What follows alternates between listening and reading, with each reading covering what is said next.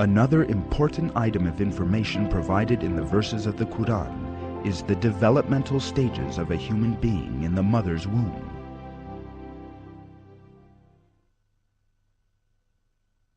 We then formed the drop in the embryo, and formed the embryo into a lump, and formed the lump into bones, and clothed the bones in flesh, and then brought him into being as another creature.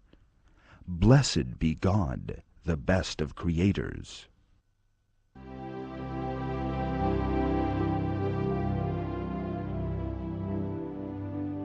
It is clearly stated in these verses that in the mother's womb the bones develop first, and then the muscles form which wrap around them.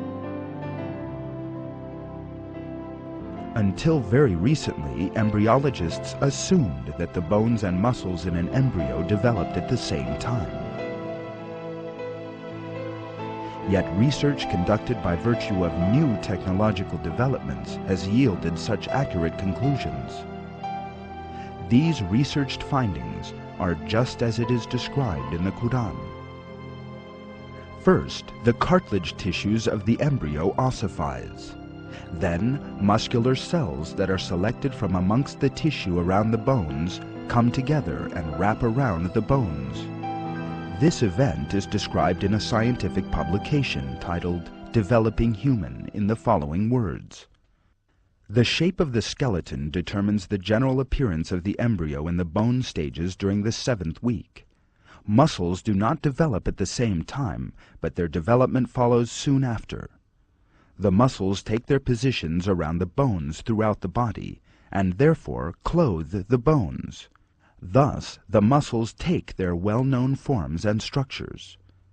The stage of clothing with muscles occurs during the 8th week.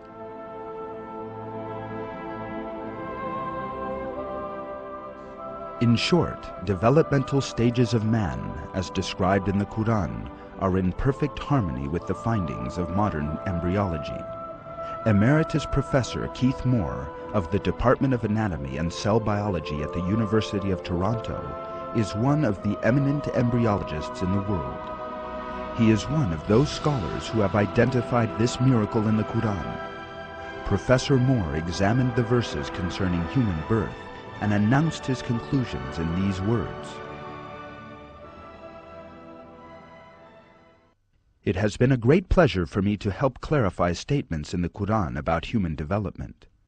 It is clear to me that these statements must have come to Prophet Muhammad from God, or Allah, because most of this knowledge was not discovered until many centuries later. This proves to me that Prophet Muhammad must have been a messenger of God, or Allah.